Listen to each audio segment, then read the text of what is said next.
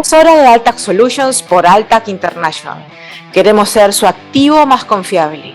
Este es un espacio para todo director y gerente que desee mejorar el funcionamiento de su empresa y la toma de decisiones.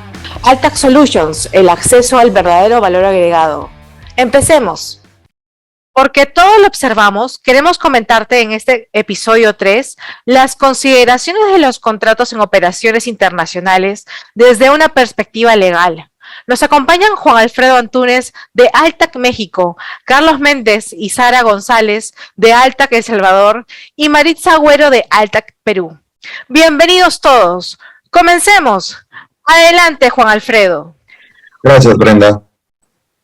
Pues mira, nos vamos a platicar un poquito de todo lo que son los contratos internacionales y algunas otras implicaciones.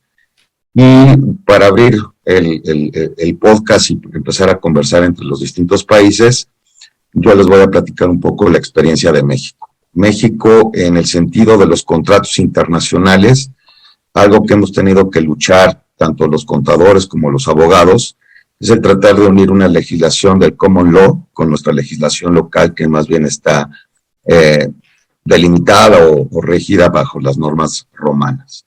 Y uno de los temas que siempre ha causado un poco de freno a los contratos o de obstáculos a los contratos es el hecho de que nuestra legislación obliga, por la propia estructura que tenemos, de acreditar personalidades y acreditar los hechos. Y esto en el common law no necesariamente funciona igual. Y esto ha provocado de que pues se tengan que adecuar los contratos a ambas legislaciones. ¿Sí? Otro de los temas que en México es recurrente es el tema del idioma de los contratos. En México, si bien se firman contratos en inglés, sí, ante las autoridades y para efectos ante terceros, dichos contratos tienen que estar en español. Y esos contratos, en caso de que estén elaborados en inglés, se tienen que traducir al español por perito autorizado. Común en México que ya los contratos se hagan o se elaboren a doble lenguaje. Es decir, un contrato dividido en dos partes, donde en una parte está el idioma inglés y en la otra parte está el idioma español dentro del mismo contrato. Algo que también platicábamos con algunos de nuestros clientes es, existen ciertos contratos que obligatoriamente se tienen que protocolizar ante el notario público. Y esta notorización o esta notarización se tiene que hacer forzosamente también con presencia de las partes en la notaría. Entonces, estos son algunos de los inconvenientes o de los frenos que muchas veces México sufre al momento de llevar este tipo de contratos. No sé si en otros países de Latinoamérica sucede algo similar, pero es una de las experiencias que en México pasa como a contadores. ¿Qué nos puede decir Carlos Méndez de Altac El Salvador o Sara González de Altac El Salvador o Maritza Agüero de Altac Perú? Pues bien, gracias Alfredo. El principio de los contratos internacionales tiene un principio válido situado en los principios de contratación, principio general de contratación de la UNIDROIT. La UNIDROIT, como todos sabemos, es un organismo adscrito a las Naciones Unidas que permite y establece formas y principios válidos para la contratación internacional. En la Constitución de El Salvador tenemos un principio de libertad de forma, tenemos un principio establecido de que nosotros podemos establecer la forma en contractual. Gracias a Dios no tenemos las complicaciones como en México, reconocemos las firmas a distancia, reconocemos los documentos, no importa que sean firmados contra notario. Obviamente a la gente le gusta firmar ante notario aquí en El Salvador por el tema probatorio, por el tema de tener una garantía y convertir el documento contractual en un documento público, pero no es necesario. El principio de la obligación de la forma en materia de contratación internacional en El Salvador es bien válido. Inclusive con mis estudiantes, yo imparto esta clase en una maestría de Derecho de Empresa, Contratación Moderna, siempre buscamos el principio de evitar la forma. Es bien complicado tratar de cambiar la mente para los profesionales en El Salvador de querer siempre irse al notario. ¿Por qué? Porque aquí no es como en México, como en Perú. Aquí, pues un notario solo necesitas hacer un examen, pasarlo y bueno, en la mayoría de la oficina todos somos notarios, no es tan complicado como en México, como Perú. Entonces la forma aquí es mucho más fácil de poder hacerla. En el tiempo de pandemia, inclusive me tocó certificar un documento de ver a alguien que me enseñó un pasaporte por medio de Zoom y yo puse en la razón de certificación del pasaporte original y me lo valieron para un trámite durante la pandemia. Entonces, la posibilidad de tener ese rompimiento de la forma en carácter de contratación internacional es válido, es muy válido en El Salvador por el principio que tenemos de la libertad de contratación establecido en la Constitución y como base el artículo 1416 del Código Civil. Sigamos con Gracias. Maritza Huenda de Altac Perú. Muchas gracias, Carlos, y excelente introducción la de Alfredo referida al tema de los contratos. En el Perú, evidentemente, siguiendo la línea que ha establecido Carlos, también existe el tema de la libertad de contratación, existe también el tema de la libertad de forma, existe también el tema de la libertad en cuanto al contenido, de lo que las partes deseen transar, de lo que las partes deseen contratar, el tema de las negociaciones. Esto parte básicamente con el tema de lo que las partes acuerden, lo que las partes determinen en relación a los acuerdos, en relación a los componentes del objeto del contrato, es totalmente abierto. Lo que sí existe en el Perú es el tema en cuanto al tema de la formalidad. Los contratos se celebran interpartes, los contratos no necesitan una formalidad, pero para efectos de dar mayor eficacia se tiene la seguridad jurídica de la escritura pública y posteriormente la inscripción en registros públicos. No en todos los casos. El tema de la protocolización, aquí se da, por ejemplo, por un tema de constitución básicamente de garantías y de extra seguridad en algunos contratos. En cuanto al tema de la negociación, en cuanto al tema de la forma, aquí no se necesita en estricto un tema de recurrir a un tercero. Es decir, las partes pactan, las partes establecen, las partes disponen lo que consideran apropiado. Y en cuanto a, es súper importante aquí en el Perú, por ejemplo, el tema de asegurarse quién representa qué. La existencia y la representación legal es sumamente importante porque a efectos de luego evitar cuestionamientos en cuanto a la validez, cuestionamientos en cuanto a la nulidad, es importante asegurarse que quien tiene facultades para suscribir estos documentos tenga que tener los poderes suficientes a efectos de evitar este tipo de cuestiones a futuro. Esto es súper importante, sobre todo en transacciones que involucran a terceros, en transacciones que involucran garantías, en transacciones que involucran, por ejemplo, el tema de dar algún tipo de carta fianza o un tipo de stand-by. Y básicamente aquí los contratos pueden ser firmados, personas naturales, personas jurídicas. Si es extranjera la persona que va a firmar, tiene que tener una autorización, un permiso para contratar, que lo da la autoridad migratoria por un determinado plazo, y con ello, porque ¿qué pasa? Lo que pasa es que muchas veces los extranjeros vienen, ingresan con visa de turista y vienen a hacer negocios. Entonces, la validez de ese acto necesita una autorización que en el Perú es muy rápida. Simplemente se paga un arancel. Una vez pagado el arancel, pues se solicita el trámite online, la autorización se obtiene de manera inmediata y, por ejemplo, si necesitamos protocolizar ese documento ante un notario, el notario va a ingresar al sistema y todo está interconectado. Aquí una suerte de interoperabilidad ya está realizándose desde hace ya un tiempo, y esta interoperabilidad es bien interesante porque cruzas información al momento del ingreso, sobre todo cuando se trata de ciudadanos extranjeros.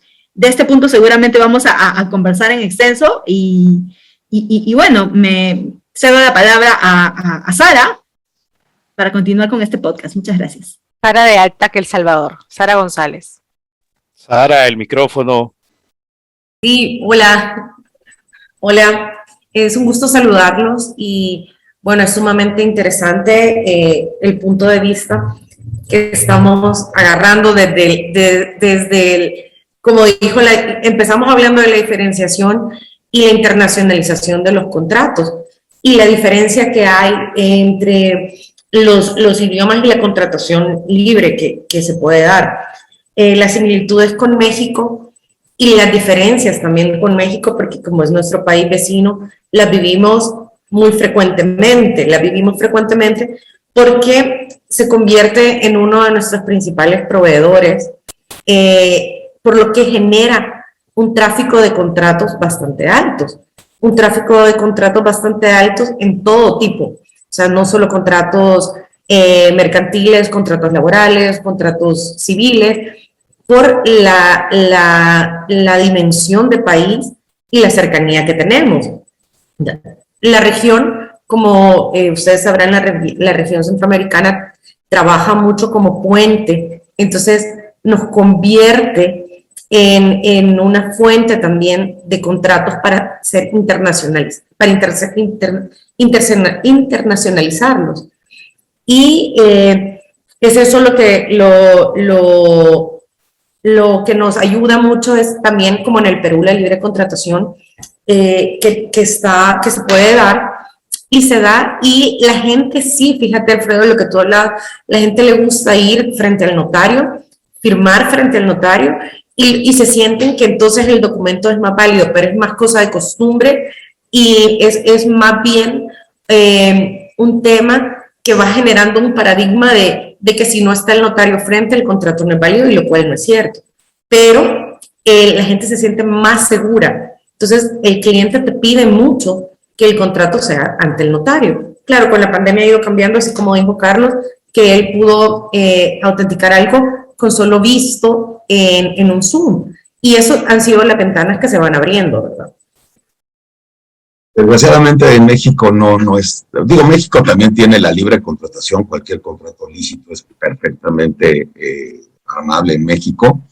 Sin embargo, este tema de la protocolización de los contratos nació en México hace 2 años, porque la Suprema Corte de Justicia, que es nuestro órgano supremo en materia de impartición de justicia, elaboró una jurisprudencia no sé si tenga el mismo sentido en toda Latinoamérica, pero básicamente es una sentencia que emite la Corte que tiene la calificación de ley, y en esta jurisprudencia se estableció de que para temas fiscales, ¿sí?, y para poderle dar efectos fiscales a los contratos, se requieren de que los mismos estén protocolizados.